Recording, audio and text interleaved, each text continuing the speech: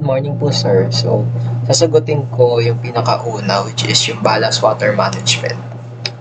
Yung ballast water kasi is seawater siya. Kinukuha natin siya sa dagat.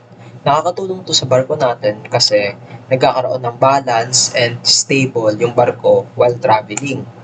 Ang problema lang dito, dahil kinukuha natin siya sa dagat, which is, malawak sa ibang country, sa ibang port, is maaaring meron siyang sea animals, plants, or bacteria, or kaya naman marine organism. Pagka sinirelease natin to sa ibang country or ibang port is maaaring kumalat yung organism and maka-apekto pa or magdulot pa ng harm sa local marine environment ng country na yon.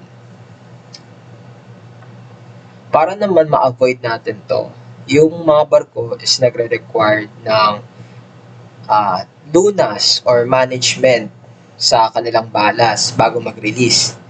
Nakakatulong kasi to prevent para maiwasan yung pag-spread ng harmful species and ma-protect yung marine life natin. Yung ballast water management kasi is napaka-importante. Kasi hindi lang to nakakatulong sa ship natin, nakakatulong na rin to sa ocean natin para manatili siyang healthy to preserve the natural balance ng marine ecosystem natin. Number 2, ang anti-fouling system. Ano nga ba yun? Ang anti-fouling system kasi is like special paint siya or coating na ina-apply sa baba ng barko. Ang purpose kasi nito is para maiwasan or ma-stop yung marine organism na dumikit sa ilalim nun. Like for example, barnacles, algae, and mussels. Yung dumidikit dun sa ilalim ng barko para maiwasan yun. May mga paints kasi na nagko-contain ng mga harmful chemical na maaaring makapollute or nakapollute sa dagat natin and nakadamage sa marine life natin. Kaya binanto ng IMO, which is yung International Marine Organization. Binan nila yun, yung substance na yun. Ngayon naman, sa generation natin, may ginagamit yung mga seafarers natin na environmentally friendly na coating, which is yun nga, yung anti-fouling system. Isa siyang environmentally friendly coating na nakaka-protect sa ocean natin. Nakakatulong rin sa barko natin kasi inaalis niya yung mga bacteria or pine-prevent niya para dumikit sa ilalim, which is dun sa ship's hull, sa ilalim nung barko natin is pinahinihinto niya yon. Di dumidikit yung organism, yung barnacles, yung algae, yung mga bacteria.